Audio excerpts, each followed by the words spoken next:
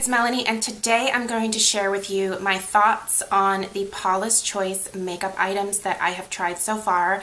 I have tried a fair amount from the line, and there have been a couple of hits, a few like meh type products, and then a definite miss. So I'm going to go ahead and just run through everything that I have tried so far and let you guys know my thoughts. I do think that it is a worthwhile line to look into for makeup because they do some things extremely well, and let's just kind of get into it and talk about it. So the first thing that I'm going to show you guys is their Nude Mattes eyeshadow palette. I actually received this for free in one of my orders about 6 or 7 months ago, because if you spent, I think it was something like $65, they were just going to toss this in for free. Normally it retails for $40, so I was like, heck yeah, I'll spend $65 for a free eyeshadow palette. And I'm so glad that I got this. I actually ended up ordering one for a friend because I liked it so much. So these are all, with the exception of one, and it's this guy right here. This guy has a satin finish, but the rest of these are all matte. I would compare the quality of these to, I would say, probably the Stila matte eyeshadows. I really feel like the two have a very similar consistency. So they are soft, they are pigmented. Some of them are a little bit powdery. I'm trying to give you guys a little array of swatches here. So that's just a few, make sure that that's going to focus. That's just a few swatches right there. You can see that there's definitely a fair amount of pigment. One of them here is pretty powdery, but honestly, once I use a blending brush, they go on really beautifully. Like, I don't have a problem with them at all when I'm applying them with my brushes. This set does come with actually a pretty decent synthetic shader brush. I don't really use it. I would actually use this more for like concealing than eyeshadow.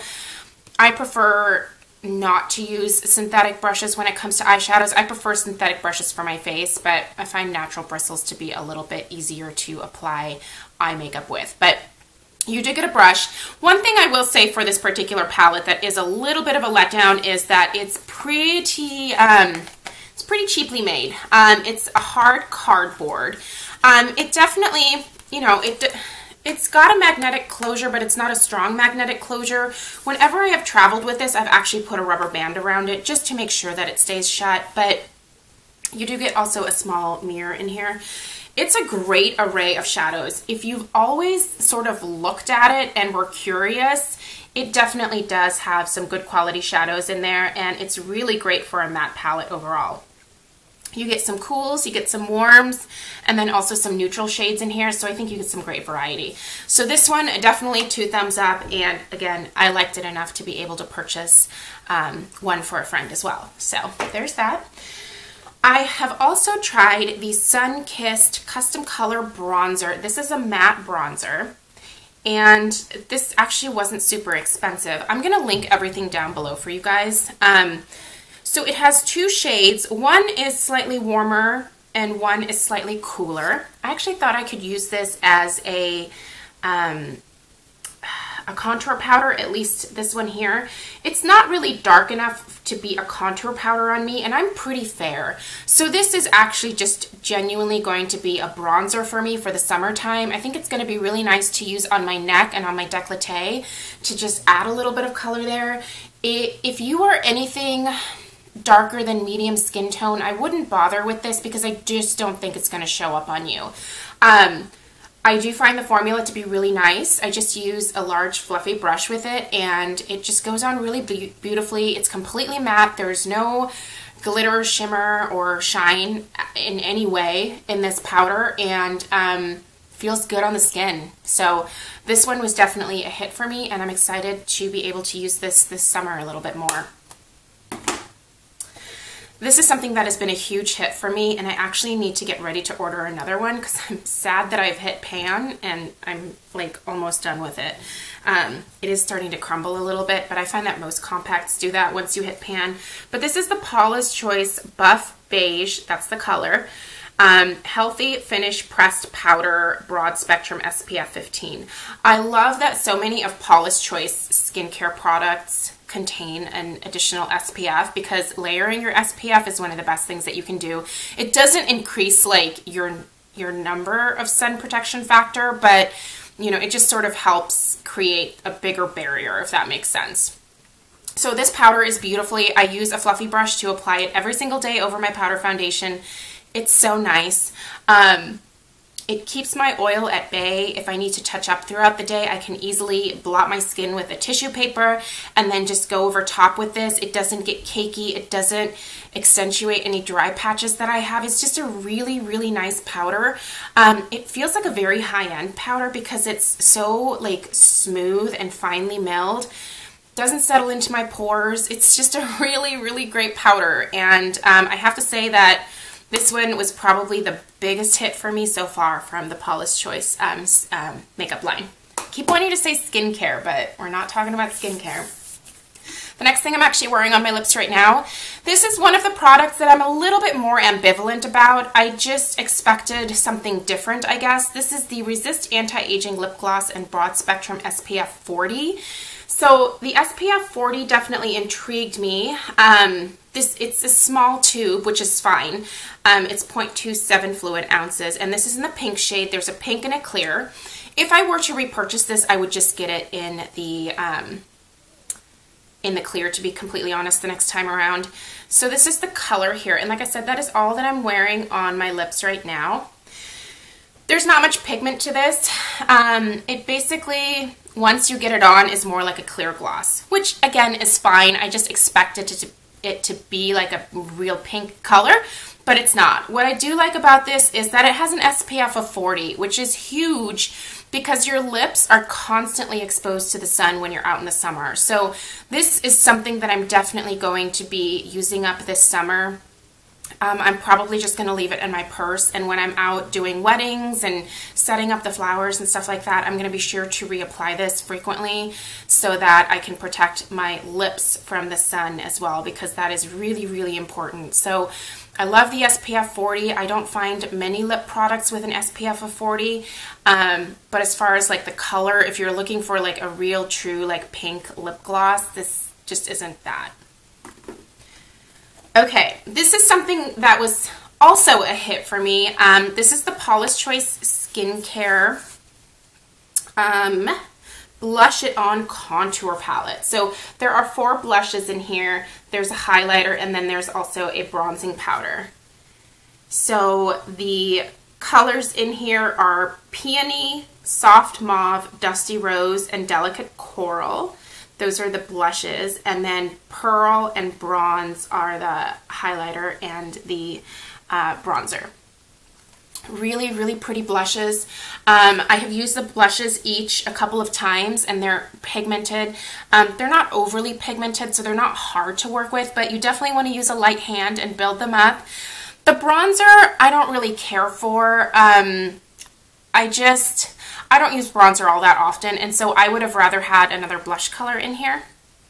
But the highlighter is really, really nice. It's a very soft, like pearl type finish. And let me give you just a couple of swatches of the blush.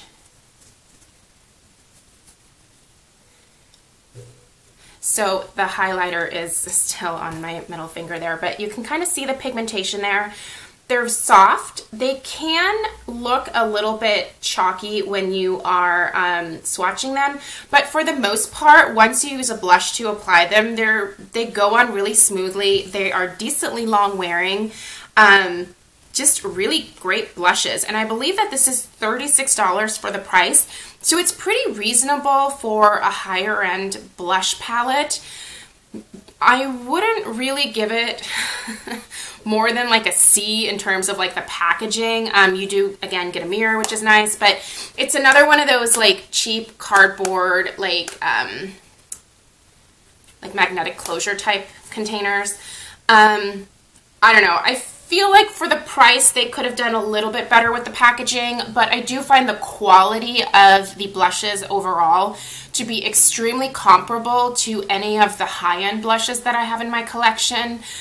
They really are smooth. They apply beautifully. They are long-wearing, even on my oily skin. My oily skin can sometimes tend to like eat blush. I know that sounds disgusting, but it can just disappear on my face, and these definitely stay put. So this is a hit for me in terms of the products themselves, but again, packaging I feel like is something that Paula's Choice could definitely still continue to work on.